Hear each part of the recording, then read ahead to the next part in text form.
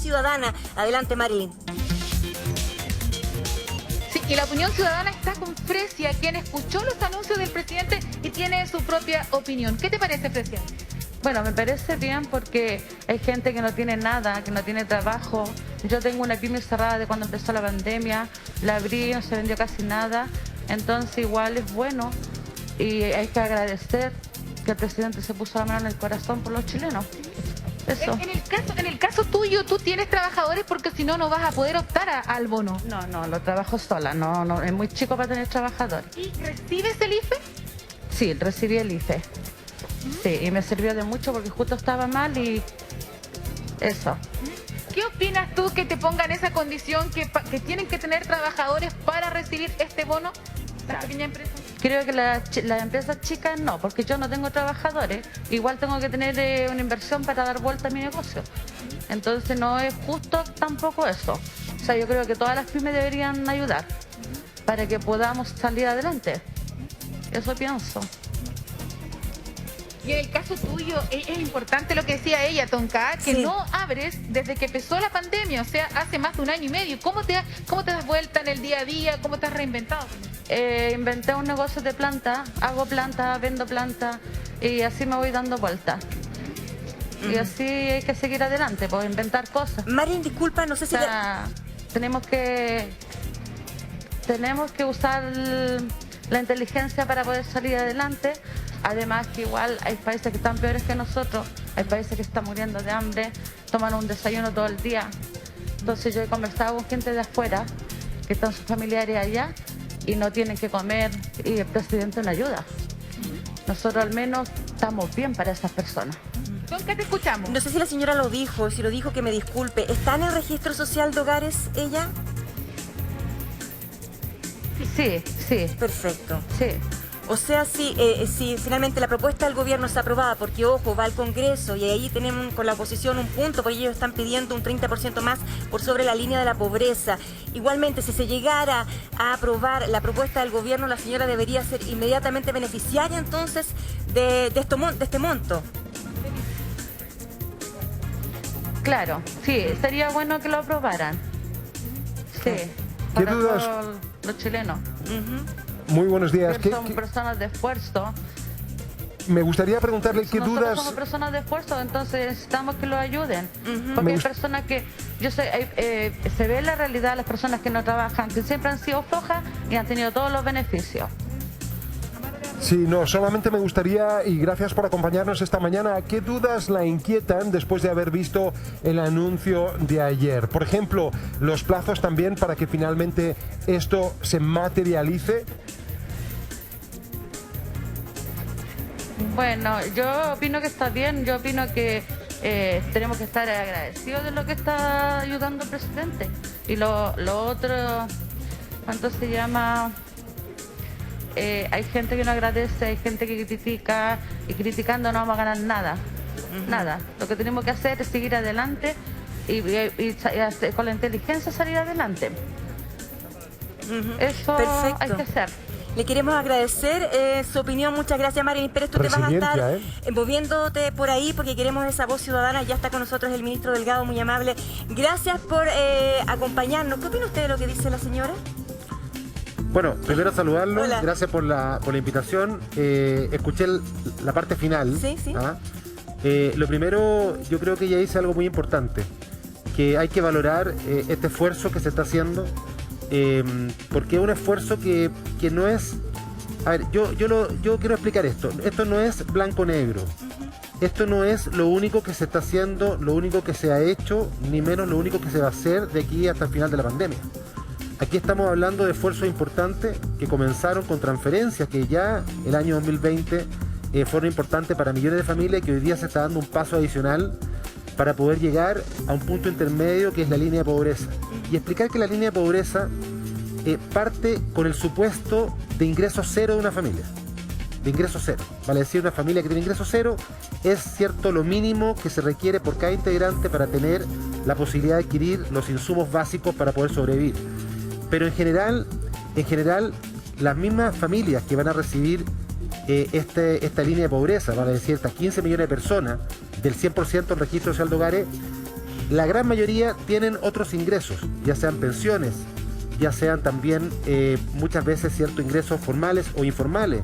O puede ser, por ejemplo, estos 3,5 millones de personas que están dentro de los 15 millones de personas que ya están recibiendo, por ejemplo, el bono de 200.000 pesos de saldo cero en sus cuentas previsionales, que son personas que quedaron sin la posibilidad. Entonces, esto se suma, esto no es en vez de, sino que es además de. Eso se entiende. Otros. Tonka tiene muchas preguntas, invitar también a nuestra audiencia a que las pueda formular, realizar para hacer de esto un intercambio muy dinámico, aprovechando la presencia del Lo ministro. pueden hacer en las redes sociales y también siempre está apareciendo un teléfono de WhatsApp para que nos envíen esas preguntas, ministro. A propósito de esfuerzos, ¿por qué es tan difícil, por ejemplo, que en la jornada de ayer el presidente no haya convocado a la oposición o ponerse de acuerdo como un gesto de unidad para que en conjunto, lo que comenzó por ahí por el 10 de abril, esta agenda de mínimos comunes, no se pueda entregar como fuerza y totalidad para ir en directa ayuda a las personas? ¿No es el gobierno el que tiene la primera obligación de generar este esfuerzo y este gesto?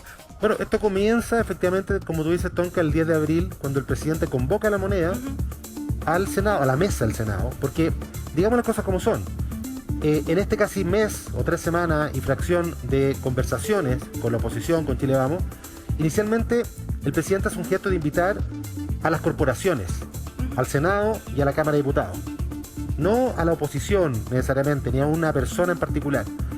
Pero a los pocos días, la oposición o parte de la oposición presenta otro proyecto y que comienza ahí una especie, cierto, de tironeo dentro de la oposición para poder entregar esta minuta, que inicialmente era una minuta más bien del Senado transversal o de la Cámara de Diputados en su transversalidad. Claro, y la entregaron. Ese fue el espíritu. ¿Por qué es tan difícil llegar a ese acuerdo? ¿Por qué es tan difícil generar un gesto de unidad y buscar esos puntos en conjunto y generar entre todos este mensaje? Bueno, en esa oportunidad, Tonka, el presidente le plantea a las corporaciones, vale decir, cierto, los presidentes de ambas cámaras, que habían algunos ejes que eran claves. El primer eje era el 100% del registro social de hogares. Y eso es un acuerdo. Lo que pasa es que se habla poco de eso porque, claro, a veces los titulares se centran más en las polémicas que en los acuerdos. Pero el 100% del registro social de hogares fue un acuerdo, fue un mínimo común. O sea, no es que no hay ningún mínimo común, hay uno ahí. Después se habló en esa reunión de línea de pobreza, también se habló. De hecho, es más, algunos meses atrás, la CUT, que no necesariamente es Chile Vamos, ustedes comprenderán, el Frente Amplio y parte de la oposición ya hablaban de la línea de la pobreza. Por eso llama la atención cuando hoy día se dice que es tan insuficiente o que es tan, cierto, débil la propuesta del gobierno. Ya se hablaba por parte de la oposición de la línea de pobreza, que es lo que se llegó ayer. Por lo tanto, ahí uno pudiese decir también hay parte de acuerdo con respecto a aquello. Bueno, ya vamos a ir si efectivamente ya se la propuesta ayer, sí. Justamente desahuciando lo que es la propuesta del gobierno, aquello fue un discurso electoral o si más bien es una crítica aceptable. Pero vamos a lo inmediato y a lo que aqueja a los ciudadanos. A ver, postular. ¿Por qué postular? Es una barrera de entrada. ¿Por qué no simplemente se entrega el dinero a aquellos que lo necesitan? Sabemos que es universal, ¿o no lo es? Es universal por cuanto es para el 100% de las personas que están en el registro social de hogares. Claro. Miren, cuando Pero, comienza... disculpe, ¿hay que postular o no? Porque el presidente ayer ocupó luego la palabra postular y eso generó una duda. ¿O va a ser una entrega inmediata al 100% de las personas que están en el registro social de hogares? Es una entrega automática a las personas que están en el registro social de hogares. Perfecto. Pero obviamente que el hecho de estar en el registro social de hogares, uno podría tomarlo como una especie de postulación.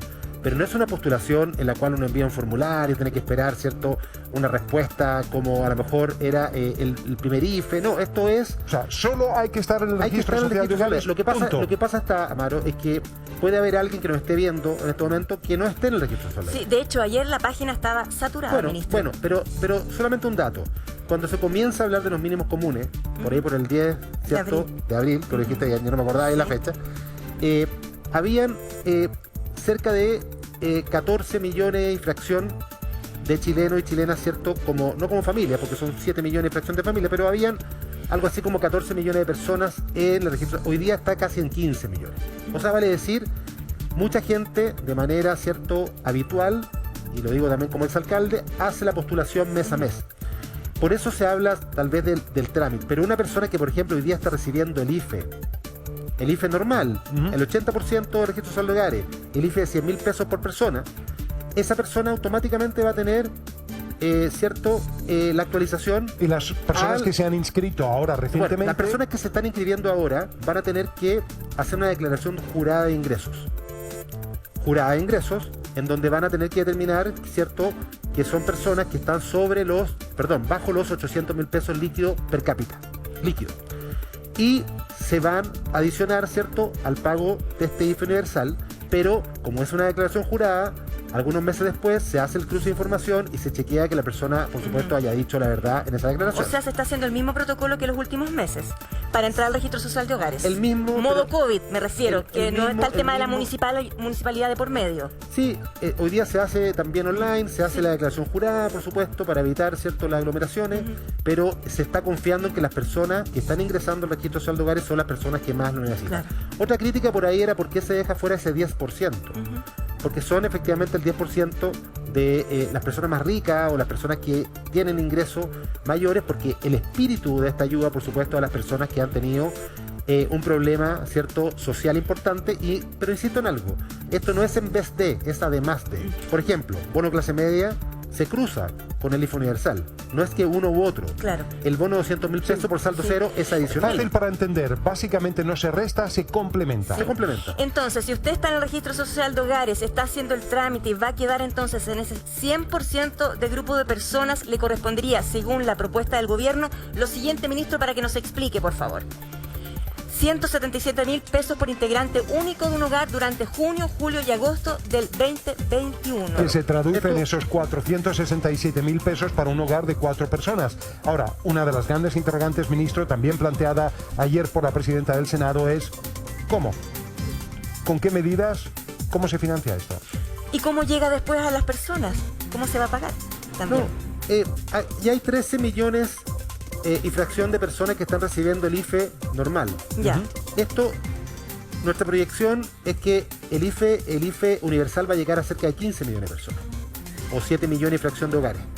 Por lo tanto, las personas que reciben los 100.000 pesos habitualmente hoy día de IFE, automáticamente se va a actualizar y van a recibir los montos, ¿cierto?, dependiendo del número de A personas. su por cuenta hogar. RUT. Exactamente, tal como lo está Perfecto. cobrando hoy día, Ok. dependiendo del caso. Ya. Ahora, entre una persona promedio por hogar y las 4, hay está concentrado más del 90% de la familia. O sea, por eso siempre se toma como los 4 integrantes. Porque en estos tramos, entre 1, 2, 3 y 4, está más del 90% de la familia de registro social de hogares. De el quinto integrante hasta el 10º también hay, ¿cierto?, un pago programado, pero son menos las familias que están obviamente en los tramos Ahora, adicionales. hay un tema que también va de la mano con la urgencia de este dinero, particularmente no solamente para la IFE, sino también en consideración de las pymes. ¿Cuándo calculan ustedes, con todo el proceso que acompaña ahora en el Congreso, llegará finalmente este dinero al bolsillo de los chilenos? Considerando además también que el 10 de abril hablamos de los mínimos comunes, pero aquí parece que para tirarte un salvavidas hay que pasar por notaría. Sí, pero ojo, entre el 10 de abril y la fecha de hoy, no es que el gobierno se dedicó a tomar sol, digamos. ¿Ah? Entre medio se promulgó una ley muy importante para más de 3,5 millones de personas, que eran los saldos cero. Y que es complementario a esto. Son aquellas personas que por sus 10%, primero y segundo, habían quedado sin plata para poder retirar. Hasta 200.000 pesos. Hasta 200.000 pesos. Sí. Entonces es importante decirlo, porque a veces pareciera ser de que, oye, entre el 10 de abril y hoy día prácticamente no se ha hecho nada. Se siguió pagando el IFE, se siguió pagando el bono clase media, Para las que es muy personas. Un importante. segundo, solamente para saber cuándo llegaría este dinero según No. los cálculos del gobierno. Bueno, nosotros, y el presidente anoche lo dijo claramente, nosotros esperamos que esto se tramite, ¿cierto?, con celeridad, con voluntad, con altura de mira. Y aquí uno obviamente lamenta las declaraciones de la presidenta del Senado, porque son declaraciones más bien, a mi juicio, ligadas a una candidata. Son electorales, dice Bueno, usted. porque ¿sabe lo que pasa? Pero dígame, Amaro, respóndame la pregunta. ¿Cree usted que esas son declaraciones, electorales no- o es una crítica aceptable? No son declaraciones técnicas, son declaraciones más bien políticas. ¿Qué pasó entre el 10 de abril y hoy? Bueno, a lo mejor pasó, ¿cierto?, que ella efectivamente se posesiona Las como una elecciones, candidata. la crítica a los partidos. Ella fue convocada a la moneda como una líder, Ujú. ¿cierto?, junto con también Diego Paulsen como presidente, para poder discutir con altura de mira esto. Y la actitud de ella ese día fue muy distinta a la que escuchamos ayer. O sea, usted me está diciendo Muy distinto. claramente que la presidenta del Senado se convirtió en candidata, de Lo ahí que pasa, entonces Amaro, las declaraciones de Amaro, ayer. es que cómo va a ser débil decir que ninguna familia en Chile va a estar bajo la línea de la pobreza. ¿Cómo va a ser débil eso? ¿Cómo va a ser débil decirle a las pymes van a tener un bono base de 1 millón de pesos? Las que venden hasta 25.000 UFs al año, vale decir 60 millones de pesos promedio mensual, o sea, estamos hablando de muchas, 320.000 pymes, más, ¿cierto?, en la devolución de IVA con tope de 2 millones, más la devolución de 4 meses para aquellos trabajadores que han sido suspendidos en sus cotizaciones previsionales, más un 20% cuando hay mujeres. O sea, ¿cómo va a ser débil esa propuesta? Uno podría decir, a lo mejor ella, mira, me gustaría más esta contrapropuesta, pero decir débil, decir que no estamos conectados con la necesidad de la gente, me parece que es una declaración política, no es técnica. ¿Vamos a las pymes? Sí, no, antes de las pymes me gustaría pensar en las personas que hoy están tratando de integrarse al registro social de hogares. Demora, en tiempos de pandemia nos han dicho, es muy difícil que demore un mes. Demora 2 meses, un poquito más podría 21 y 2, ser. 21 y 2 dependiendo. Sí. Va a ser retroactivo, finalmente, si se demora un poco más, porque hay muchísimas personas que están entrando, está colapsando el sistema, ministro, entonces a lo mejor pasa junio y yo todavía no tengo la respuesta del registro social de hogares. Sí, ahí es un tema que lo he estado conversando con la ministra Rubilar. Las personas que ingresen al registro social de hogares hoy, por ejemplo, esta semana, estos días, Sí. lo más probable es que la calificación sea durante junio, pero el pago sea en julio. Julio con él. Sí. ¿Y retroactivo? El primer. No creo que pueda ser retroactivo. ¿Por qué no, ministro? Porque la calificación es clave para poder determinar, ¿cierto?, habilitar el pago. ¿Ya? Es un tema que lo estamos trabajando y también, por supuesto, la ministra Rubilar está de cabeza en esto y va a tener también que ver con el trámite legislativo.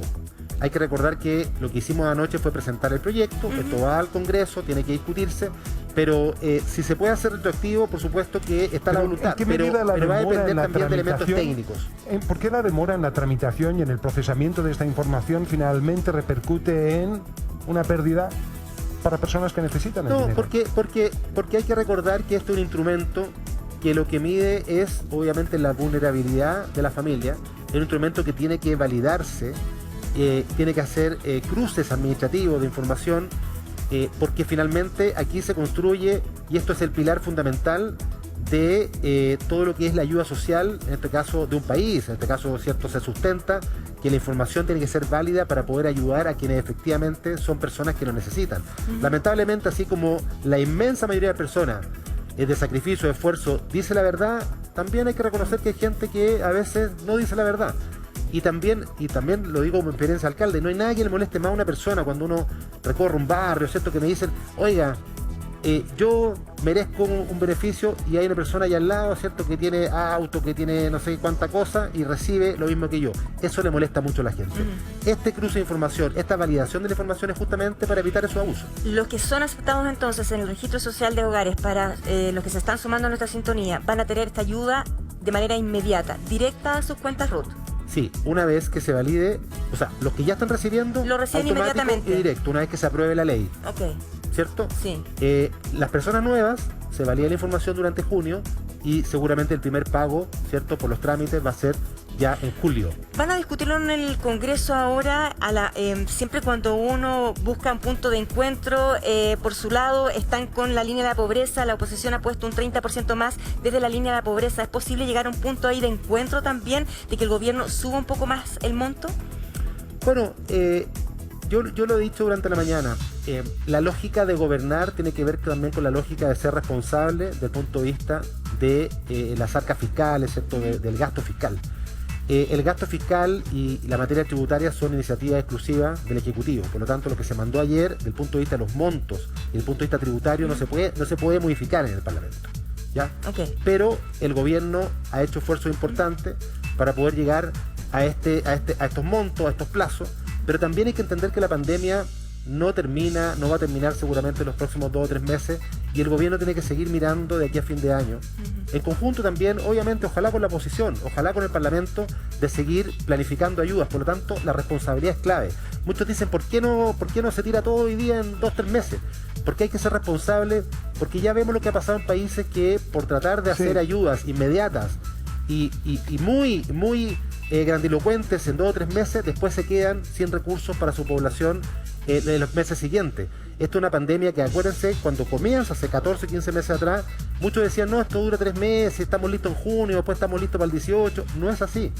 La vacunación... a mí lo que me hace ruido, ministro, es simplemente como ciudadano la coreografía, porque si ustedes citan justamente a la oposición para los mínimos comunes y empiezan a hablar, ¿por qué no finalmente, para evitar que haya cualquier sobresalto en el Congreso, no hacen frente común a la hora de un anuncio que llegue a puerto a todos los chilenos? ¿Por qué expirar ahora el tira y afloja en el Congreso? Que todo esto lo que hace es, lo sabemos, demorar más. Pero nosotros no estamos esperando ningún tira y afloja. Nosotros estamos haciendo una propuesta... Es que lo va a haber, ya vimos las pero respuestas. Es que pareciera ser, Amaro, que la crítica ya estaba tipiada, ya estaba en una hoja, en una carpetita guardada y se sacó después del anuncio. O sea, lo que hubiese dicho el presidente anoche, aparentemente recibía una crítica de vuelta. Y a mí me parece una crítica desmedida, porque hay críticas constructivas y críticas destructivas. Decir que esto es débil es una exageración a todas luces.